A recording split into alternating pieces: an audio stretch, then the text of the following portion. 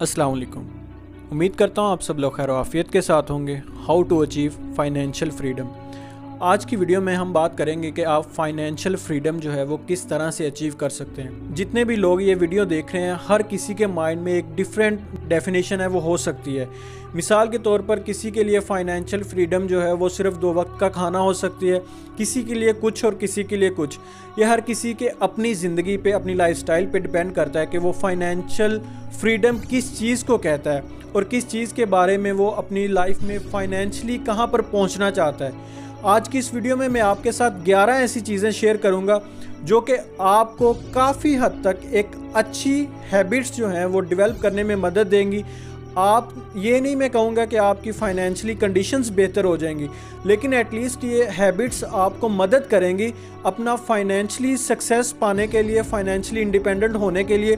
ये एक starting point हो सकता है। सबसे पहले जो है आपने अपनी लाइफ के गोल सेट करने हैं कि अभी आपकी ज़िंदगी में क्या चल रहा है। आप अपने बैंक अकाउंट्स चेक करें, आपके पास कितने पैसे पड़े हुए हैं, आपने कितनी देर में जो आपने गोल सेट किया अपनी लाइफ को अचीव करने के लिए, जिस तरह का लाइफस्टाइल आप अटेन करना चाहते हैं, जिस तरह की ज़िंदगी की आप ख्वाहिश रखते हैं या जिस तरह के ड्रीम्स आपने अपने लिए, अपने पेरेंट्स के लिए देखे हैं, वो आप कितनी देर में हासिल करना चाहते हैं। क्योंकि आप में से बहुत सारे लोगों ने ये बात सुन रखी होगी कि ड्रीम्स जो हैं अगर उनकी कोई डेडलाइन ना सेट की जाए, आप जितने भी ख्वाब देखते हैं अगर आप उनकी डेडलाइन सेट नहीं करेंगे तो वो ड्रीम्स जो हैं वो सिर्फ आपकी इमेजिनेशंस रह जाएंगी। आप उनको अपनी ज़िंदगी में जो है वो कभी भी अचीव नहीं कर पाएंगे।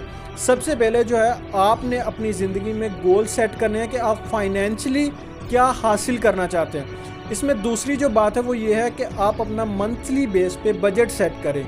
बजट आपने इस तरह से बजटिंग करनी है कि आपके आपने देखना है कि आपकी इतनी इनकम है, इसमें से मेरी इतने एक्सपेंसेस निकल जाएंगे, मेरे घर के खर्चे बिल्स निकल जाएंगे, पानी का, घर का रेंट जो भी है, मेरे तमाम एक्सपेंस निकल जाएंगे। इतना जो है वो मैं अपने लिए सेव करूँगा। ठीक है, आपने अपना बजट सेट करना है और उस बजट के साथ स्टिक रहना है। ये नहीं कि थोड़ी सी प्रॉब्लम आई, थोड़ा सा आपको महसूस हुआ कि मुझे पैसे चाहिए तो फ़ौरन से अपने अकाउंट से अपने कार्ड उठाया, निकाल के दोस्तों के साथ पार्टी कर लिया, यशी कर ली। आपने इस तरह का काम बिल्कुल भी नहीं कर। तीसरे नंबर पर जो हैबिट है वो है पे of all credit card in full. इसका मतलब क्या है? देखें, हम लोग रोज़ाना की बुनियाद पर कुछ ना कुछ लोन ले लेते हैं। मिसाल के तौर पर आपने जैज़ कैश लोन ले लिया इजी पैसा से, या इस तरह के बहुत सारे स्टूडेंट लोन होते हैं, इंश्योरेंस की कंपनीज हमें बहुत सारे लोन्स देती हैं, हम वो लोन ले लेते हैं। ठीक है, लोन लेने के बाद उसमें से कुछ ना कुछ लोन जो है वो बढ़ता रहता है, उसमें कुछ ना कुछ इंटरेस्ट ऐड होता रहता है और वक्त के साथ साथ अगर हम वो लोन पे नहीं करते तो वो हमारे लिए वबाले जान बन जाता है। क्यों? कुछ लोग ऐसे होते हैं अगर उनकी इनकम बहुत कम है और ऊपर से वो लोन ले लेते हैं, तो जब भी उनकी सैलरी आती है या कुछ पैसे उन्हें मिलते हैं तो वो जितने भी पैसे होते हैं वो उनके लोन चुकाने में, इंटरेस्ट को पे करने में ही निकल जाते हैं। इसलिए आप कोशिश करें कि आप जो भी लोन लें उसे टाइमली पे करें। इससे एक तो आपकी क्रेडिबिलिटी बनती है, ठीक है, और दूसरा आपकी जो अपने वेल्थ में ये चीज़ जो है आपके लिए बहुत अहम रोल किरदार अदा करती है। और चौथी जो चीज़ है वो ये है कि आपने एक ऑटोमेटिक सेविंग अकाउंट बनाना है। ऑटोमेटिक सेविंग अकाउंट बनाने का मैंने आपको पहले भी बताया था। इसका फ़ायदा आपको ये होगा, इसका ये बेनिफिट होगा, अगर आप एक सेविंग अकाउंट बनाते हैं, जैसे ही आपकी सैलरी आपके अकाउंट में आएगी उससे स्पेसिफिक अमाउंट, स्पेसिफिक परसेंटेज जो आपने सेट की होगी वो आपके अकाउंट से निकल कर जो है आपके दूसरे अकाउंट में चली जाएगी, जिसको आप सिर्फ एज एन एमरजेंसी, और आप एक टाइम सेट करेंगे कि मैं इतने अरसे के बाद या इतने टाइम के बाद इससे इमरजेंसी फ़ंड के तौर पर निकाल पाऊंगा, या आप अपनी रिटायरमेंट के लिए जब आप बिल्कुल फ्री हो जाएं, ये चीज़ें आपको हेल्प करेंगी। आपने जो अपना कैरियर चूज़ करना है उसमें मदद करेंगी। ये चीज़ें आपको अपना लाइफस्टाइल अटेन करने में जो आप ख्वाहिश रखते हैं। देखिए, बुढ़ापे में अगर आपकी औलाद आपके काम नहीं आएगी, आपके साथ वाले आपके काम नहीं आएंगे, तो एटलीस्ट आपके पास इतनी सेविंग होगी, आपके पास इतना पैसा होगा कि आप अपना और अपनी वाइफ का और अपने बच्चों का, जो आपके साथ लोग रहते हैं, अगर अल्लाह ना करे आप बैंकक्रप्ट हो जाते हैं, आपके साथ कोई ऐसा मसला आ जाता है, जैसे अभी पेंडेमिक आया था ठीक है, कोविड आया था तो बहुत सारे लोग जो हैं वो अच्छे भले जिनके घर चल रहे थे, बिल्कुल सारा कुछ ठीक था, लेकिन वो भी रोड पे आ गए थे, ठीक है, उनका भी बहुत बुरा हाल था। क्यों? क्योंकि हम फ्यूचर के लिए खुद को तैयार नहीं करते। किसी ने नहीं सोचा था कि इतनी देर के लिए पेंडेमिक आएगा, लेकिन जिन लोगों ने अपने लिए सेव किया हुआ था उन लोगों को बहुत फ़ायदा हुआ, और उन लोगों ने आसानी के साथ अपना वो जो टाइम था जब सारी दुनिया पर मुश्किल टाइम आया हुआ था, तो वो आसानी से उस ड्यूरेशन से, उस पीरियड से निकल गए। 5वें नंबर पर वो ये है कि आप अभी से अपने पैसे को जो है वो इन्वेस्ट करना शुरू करें। देखें, आप जब तक आपका पैसा आपके बैंक अकाउंट में पड़ा रहेगा वो दिन ब दिन कम होता रहेगा। साल के एंड पर आपके बैंक से जो बैंक्स पेमेंट काटते हैं अपनी फ़ीस के तौर पर, वो कटती रहेगी। इसी तरह आपका पैसा जो है वो कम होता रहेगा। आप कोशिश करें कि अपने पैसे को कहीं पर भी इन्वेस्ट लाजमी करते रहें। चाहे आपके पास थोड़े पैसे हैं, अपने किसी दोस्त के साथ इन्वेस्ट कर लें। अगर आप थोड़ा सा, जब आप उससे आपको थोड़ा बहुत पैसा आए, थोड़े बहुत आपको उससे रिवार्ड मिले, तो आप उसी पैसे को री इन्वेस्ट करते जाएं। क्यों? अगर आज मिसाल के तौर पर अभी आपने 50,000 रुपये जो है वो क्रिप्टो में या ट्रेडिंग में, इस तरह की किसी भी चीज़ में आज इन्वेस्ट करते हैं, और बाद में आपको वहाँ से प्रॉफिट निकलता है, आप वो प्रॉफिट नहीं लेते। 1 साल के लिए, 2 साल के लिए आप ये ना सोचें कि वहाँ से 5% 10% आ रहा है। आप ये देखें कि आज से लेकर 20 साल बाद, 30 साल बाद, या जब आप अपनी ज़िंदगी में अपनी जॉब को छोड़ चुके होंगे, आप रिटायरमेंट के करीब होंगे, तब वो आपको ये चीज़ें फ़ायदा देंगी। तब आपको महसूस होगा कि ये जो फ़ैसला मैंने अपने 17 से लेकर 18 साल, 19, 20 या 25 साल की उम्र मैंने जो फ़ैसला लिया था, वो मुझे आज किस तरह से हेल्प कर रहा है। देखिए, ये वेल्थ जनरेट करने के लिए आपको एक बहुत अहम किरदार अदा करता है कि आप जल्दी इन्वेस्ट करना शुरू करें। मैं नहीं कहता कि आप वॉरेन बफेट को देखें या जो बड़े बड़े इन्वेस्टर्स हैं आप उनसे सीखें। आप अपने साथ, आपके साथ जो भी आपका फ्रेंड है या कोई भी अच्छा जो एटलीस्ट कुछ ना कुछ मंथली बना रहा है, आप उससे सीखें, थोड़ा बहुत इन्वेस्ट करें और उसी चीज़ को बाद में उसी को रोटेट करते रहें। जब आप उसी पैसे को सर्कुलेट करते रहेंगे तो आपका जो पैसा है वो वक्त के साथ साथ बढ़ता रहेगा, और एंड पे आपको पता भी नहीं चलेगा कि आपने कितना पैसा जो है वो सेव कर लिया है। इसमें 7वें नंबर पर जो चीज़ है वो ये है कि आप नेगोशिएट करना सीखें। देखिए, जब भी आप कहीं से भी कोई चीज़ ख़रीदें, कोई चीज़ बाय करें, आप कपड़े लेने जाते हैं या कहीं पर भी जाते हैं मार्केट में, हम में से बहुत सारे जो टीन एज में होते हैं या यंगर एज में होते हैं, हमें नेगोशिएट करना सिखाया नहीं जाता और ना ही हम ये सीखने की कोशिश करते हैं। देखिए, अगर आपको नेगोशिएट, हम ये महसूस करते हैं कि अगर हम किसी के साथ नेगोशिएट करेंगे तो शायद आगे वाला जो पर्सन है, जो जिससे हम बात करें, जिससे हम सर्विस लेना चाहते हैं या कोई प्रोडक्ट ख़रीदना चाहते हैं, वो शायद ये इमेजिन करेगा कि हम गरीब हैं। देखिए, इस तरह से अगर आप नेगोशिएट करेंगे तो साल के एंड पर जो है आप बहुत सारे पैसे जो हैं वो सेव कर पाएंगे। 8वें नंबर पर जो चीज़ है वो ये है कि आप अप टू डेट रहें फाइनेंशियल नॉलेज के साथ, फाइनेंशियल इश्यूज़ के साथ। आप अपनी मार्केट, जहाँ पे आपने पैसे इन्वेस्ट किए हैं, उस मार्केट को अंडरस्टैंड करें कि उसमें क्या चल रहा है, अप एंड डाउन्स क्या है, मार्केट की कंडीशन इस वक्त क्या चल रही है।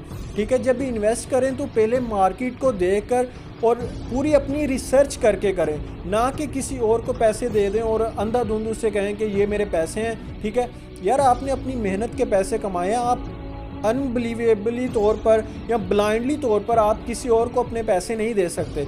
खुदारा जब भी अपने पैसे दें, किसी के साथ शेयर करें, तो उसको पहले जहाँ पर आप इन्वेस्ट कर रहे हैं तो आप देखें क्या आप अपना टाइम वहाँ पे दे सकते हैं, क्या आप अप टू डेट रह सकते हैं चीज़ों के साथ।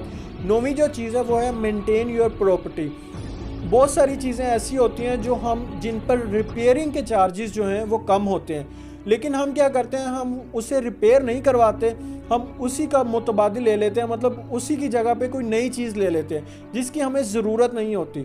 मिसाल दे रहा हूँ, आपके पास एक मोबाइल फ़ोन है जिस पे आपका अच्छा टाइम स्पेंड हो रहा है, आपके अच्छे जो गुजारा है वो हो रहा है। ठीक है, आपको उससे अच्छा आईफोन ख़रीदने की या अच्छा मोबाइल ख़रीदने की आपको ज़रूरत नहीं है, आपको अच्छे कैमरे की ज़रूरत नहीं है, आप कोई सेलिब्रिटी नहीं है, आपको किसी भी काम के लिए जो है अच्छा उसका प्रोसेसर, अच्छी रैम नहीं ज़रूरत आपको। तो भैया आपने नया मॉडल क्यों ख़रीदना है? आपने क्यों इस तरह से ब्रांड के पीछे आप क्यों पड़े हुए हैं कि हर साल जो भी नया ब्रांड आएगा, नया मॉडल आएगा? यार वो कंपनीज तो कितना पैसा बना रही हैं आप लोगों से, लेकिन आपकी तो मेहनत की कमाई है ना। आप तो उसका ख्याल करें कि यार मैंने अभी कमाना शुरू किया है या मेरे पास है भी, हाँ, जब आपके पास बहुत सारा पैसा हो जाएगा, आप अपनी फैमिली को एक अच्छी लाइफस्टाइल दे सकेंगे, अपने बहन भाइयों को अच्छी ज़िंदगी दे सकेंगे। तब आप जहाँ पे मर्ज़ी इन्वेस्ट करें, तब आप जहाँ पे मर्ज़ी खर्च करें, कोई फ़र्क नहीं पड़ता।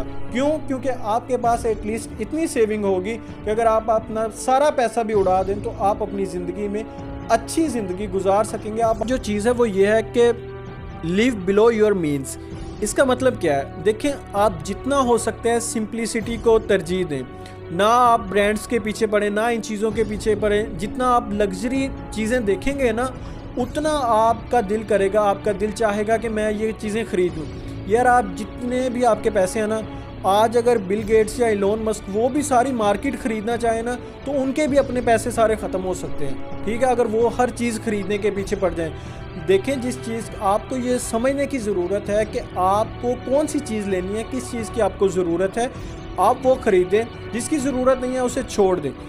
और 11वीं जो चीज़ है वो है गेट योर फाइनेंशियल एडवाइज़र।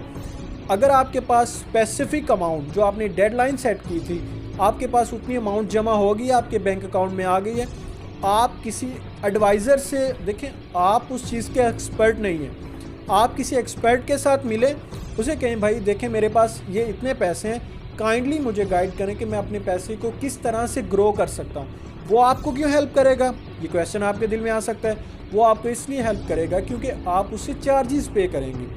12वीं जो चीज़ है, take care of your health. देखें, अगर आपकी सेहत ठीक होगी तो आप एक अच्छे इन्वेस्टर बन सकते हैं, आप एक अच्छे एंटरप्रेन्योर बन सकते हैं, आप अपनी ज़िंदगी में जो है बहुत सारी चीज़ें अचीव कर सकेंगे। अगर आप एक सैलरी पे किसी भी कंपनी में जॉब करते हैं तो बहुत सारी कंपनीज होती हैं, उन लोगों ने फ़िक्स डेट्स रखी होती हैं। मतलब कि आप एक मंथ में 4 छुट्टियाँ कर सकते हैं, 5 छुट्टियाँ कर सकते हैं। इससे ज़्यादा अगर आप छुट्टियाँ करेंगे, चाहे आप बीमार हैं, अल्लाह ना करे आपके साथ कोई एक्सीडेंट हो जाता है, आपकी फैमिली में कोई इशू आ जाता है, तो वो इस चीज़ को अपने लिए सिरदर्दी नहीं बनाएंगे। क्यों? क्योंकि because they are doing business, वो तो बिज़नेस कर रहे हैं। और एक अच्छा बिजनेसमैन कभी भी ये नहीं चाहेगा कि उसके बिज़नेस को जो है वो लॉस हो।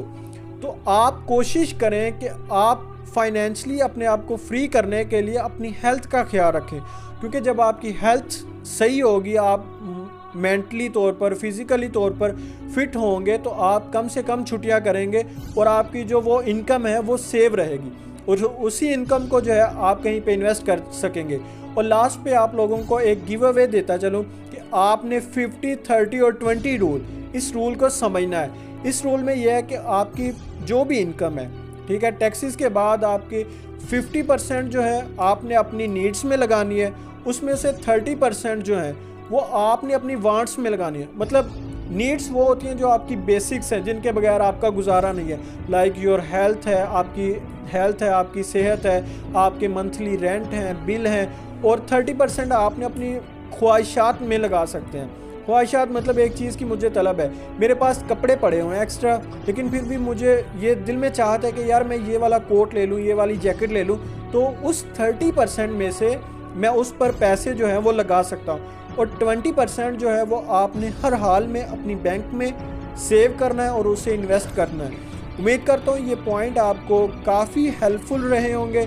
ये पॉइंट आपको एक अच्छी वेल्थ बनाने में स्टार्टिंग के तौर पर आपको बहुत ज़्यादा मदद कर सकते हैं। मैं ये नहीं कहता ये आपको पैसे बना कर देंगे, लेकिन ये आपको एक अच्छा सेवर और एक अच्छा इन्वेस्टर जो कि आप ज़िंदगी में स्टार्ट लेने के लिए आपको सबसे पहले जो है अच्छी हैबिट्स बनानी पड़ती है।